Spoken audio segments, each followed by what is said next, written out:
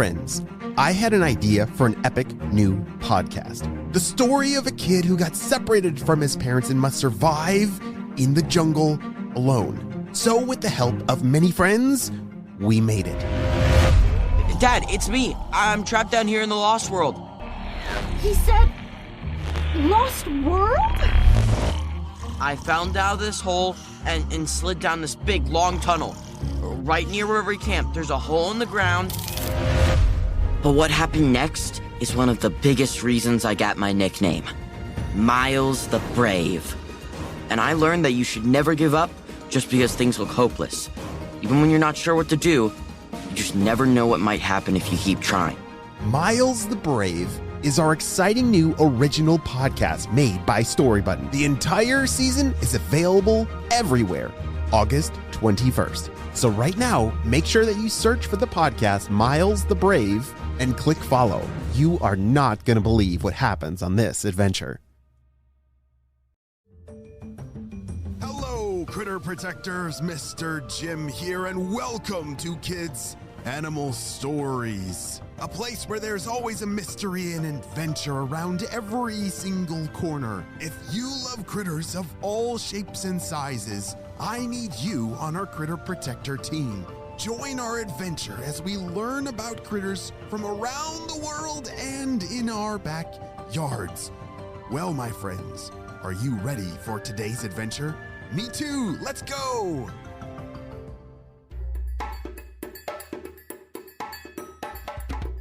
Today's story is a mystery adventure, which means you're gonna need to pay extra super duper close attention to the clues that I'm about to tell you about my friend Newton.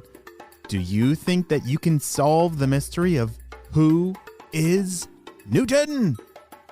Newton was a very happy, slimy critter. There was nothing better than his beautiful pond. Since he had hatched from his egg, he lived in his pond and had never left it. It was home sweet home. Newton's pond is in California, between the Santa Monica Mountains. It was a freshwater pond that housed a lot of different species of animals. Newton had a lot of different types of friends that lived in his pond with him. Good morning, Carl. Newton called out to his friend. Carl was another slimy critter, just like Newton. They were both amphibians. Oh, wait a second. That's good to know. I thought they were maybe fish, but amphibians are not fish. Let's keep listening. They hatched from their eggs around the same time and had grown up together. How's it going, Newton? Carl called back from his little home a few feet away. Newton and Carl never missed a good morning shout to each other. Newton was very excited today because he was turning 3 months old. He had been born exactly 3 months ago, and he wanted to do something very special to celebrate. It was early summer in California, so it was starting to get pretty hot outside. I wonder what I can do today to celebrate my 3-month birthday. I'm a whole 3 months old. That's getting pretty ginormous, thought Newton. He wanted to make sure today would be very special. Do you remember when you turned 3 months old? Me neither, but I guess for Newton it's a big deal. Newton had been born with a tail and gills, so he could breathe underwater. His tail propelled him through the water almost like fins would do for a fish. Wait a second, he had gills?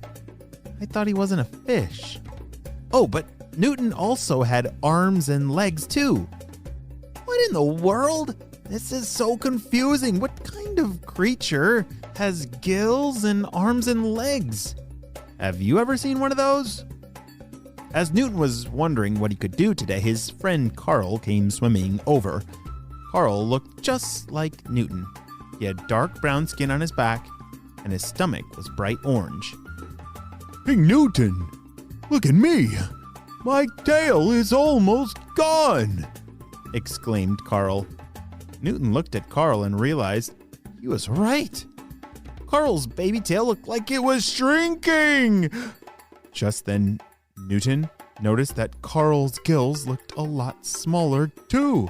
Carl, your gills are almost gone, exclaimed Newton. Carl got really scared. Without gills, how would he breathe underwater? Newton, your gills are almost gone too, and you barely have a tail, said Carl. Newton tried to turn around to see if his tail was still behind him, but he couldn't see it. He didn't understand what was happening. Of all my days, my 3-month birthday, my life is over. He wanted today to be a special day, but it looked like it was about to be a disaster, having lost his tail. What should we do now, Newton? Asked Carl. Newton tried to calm himself down to think. Maybe if he thought really hard, he would remember something. You know, his mom or dad told him when he was just a little egg. Let's see.